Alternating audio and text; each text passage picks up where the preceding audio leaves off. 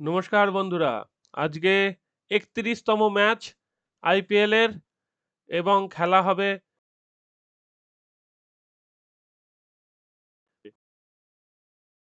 শুভ নববর্ষ। বাঙালিদের শুভ নববর্ষ আজকে শুরু হয়েছে। আজকে থেকে পয়লা বৈশাখ।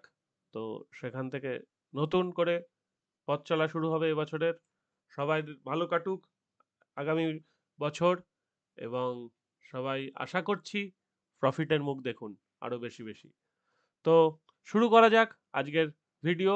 আজকে Punjab versus Kolkata night Riders, কিন্তু ঘটনা হচ্ছে এই সপ্তাহে আপনারা নিশ্চয়ই দেখেছেন যে সবাই যারা তলার টিম ছিল তারা জিততে শুরু করেছে।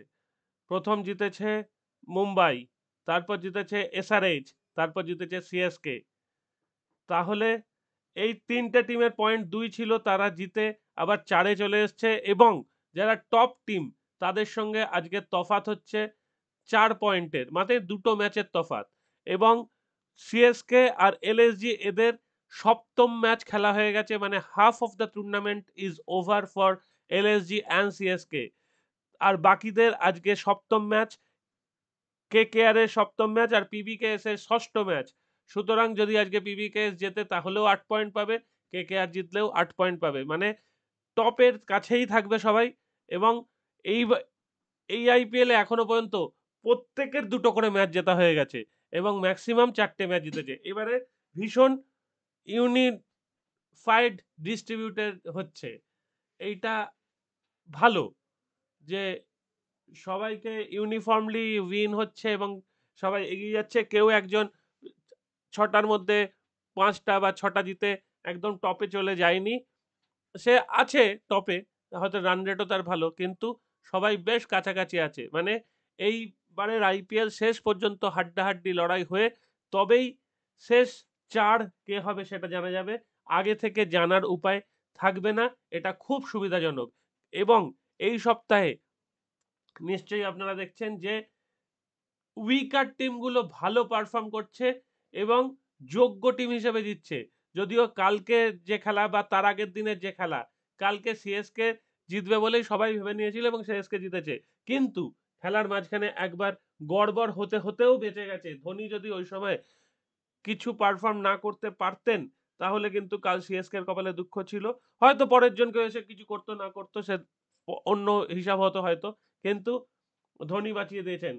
আগের দিন দিল্লি এবং মুম্বাইয়ের ম্যাচটা বিশেষ করে আশুতোষ কিন্তু শুরু করে দিয়েছিল।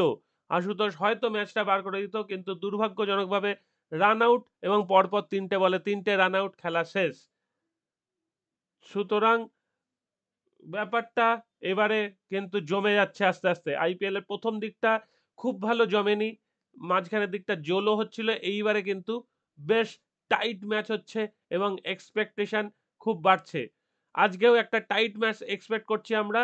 এবং যাই হোক, খেলা একতরফা হবার চান্স নেই, যদি না একমাত্র কোনো টিম একদম ঝোলায়। আজকে সবাইকার চোখ থাকবে শ্রেয়াস আইয়ারের দিকে। শ্রেয়াস আইয়ার কিন্তু এই বছরে দুর্দান্ত পারফর্ম করছে। প্রিয়ান্স আরিয়া দেখিয়ে দিয়েছেন তিনি কি খেলতে পারেন। এবং প্রিয়ান্স আরিয়া একটা খুব বড় লক্ষণ যেটা দেখা গেছে ব্যাটে, সেটা হচ্ছে বলের বাউন্সের তলায় গিয়ে হিট করা, যেটা হয়তো দেখবেন বাটলার বা সল্ট এটা করে থাকে, বা ক্লাসেন, এই যারা বিগ হিটার, পুরানকেও দেখতে পাবেন যে বলের বাউন্সের তলায় গিয়ে হিট করতে পারে। সেই গুণটা যাদের থাকে তারা খুব বড় হিটার হয়। এবং আমরা করুণ নায়ারের ব্যাটেও সেটা লক্ষ্য করেছি রিসেন্টলি। করুণ নায়ার সেদিনকে যে ব্যাটটা করেছেন অসাধারণ, চোখ জুড়িয়ে গেছে সেই ইনিংসটা দেখে। এবং প্রিয়ান্স আরিয়ার ইনিংস দেখেও ভীষণ ভালো লেগেছে। আমি যদি বিচার করতে বলেন, অভিষেক শর্মার ইনিংসটা বিস্ফোরক ছিল, খুব ভালো ইনিংস ছিল, কিন্তু দৃষ্টিনন্দন ছিল প্রিয়ান্স আরিয়ার ইনিংসটা। এটা পার্সোনাল অপিনিয়ন, আপনার মত অন্য হতে পারে, কিন্তু এখনো পর্যন্ত বেশ দৃষ্টিনন্দন ইনিংস লেগেছে করুণ নায়ারের ইনিংসটা। প্রিয়ান্স আরিয়ার চেয়েও করুণ নায়ারের ইনিংসটা আমার কাছে খুব ভালো একটা ইনিংস লেগেছে। শুধু কামব্যাক ইনিংস বলে নয়, ব্যাটিং স্টাইল এবং যে বলগুলো যত সুন্দরভাবে খেলছিলেন সেটা তারিফ করার যোগ্য। যাই হোক, আজকে যেটা হতে পারে, আজকে 200 রান তো হওয়া উচিত যদি পাঞ্জাব ব্যাট করে। এবং আমার মনে হচ্ছে পাঞ্জাব আজকে জিতলেও জিততে পারে, পাঞ্জাবের একটু অ্যাডভান্টেজ আছে, তবে কলকাতা খারাপ খেলছে না, কলকাতার স্পিনিং যথেষ্ট ভালো। পিচ দেখি both games played in Mullanpur in this session have seen 200 plus scores batting first. Each time the team batting first went on successfully defending.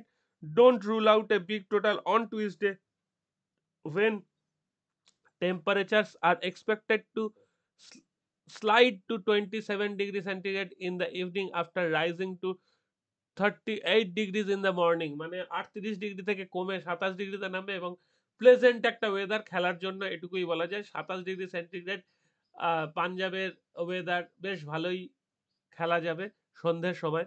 তো আজকে প্রচুর মারকুটে ব্যাটসম্যান আছে দুটো টিমেই।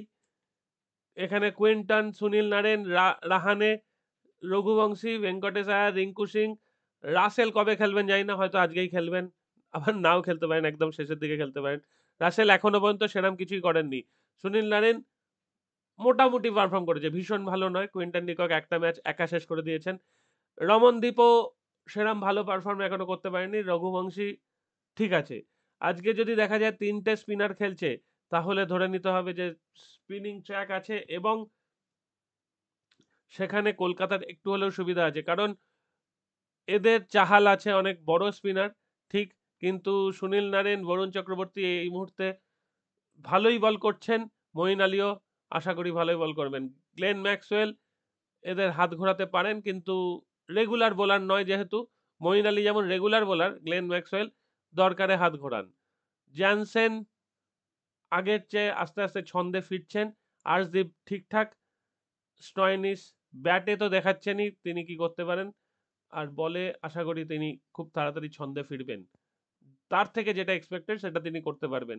সুতরাং আজকে একটা 200 প্লাস স্কোর আমরা এক্সপেক্ট করতে পারি এবং যে টিম প্রথমে ব্যাট করবে তার জেতার চান্সটা এখনো পর্যন্ত বেশি, তবে আজকে একটু ঘুরলেও ঘুরতে পারে। আমার পয়েন্ট যদি ভোট বলেন, আমি খেলার মানে ভোট মানে আমি পছন্দের বিচারে ভোট দিচ্ছি না, আমি টিমের হিসাবে এবং টেবিলের ক্যালকুলেশন হিসাবে আমার মাথায় এই মুহূর্তে আসছে পিবিকেএস হয়তো জিতবে। খেলার পরে জানা যাবে, বা খেলার মাঝখানে আমি যদি তখন কমেন্ট করি তখন সেটা দেখে নেবেন। টাটা, এখানেই শেষ করলাম।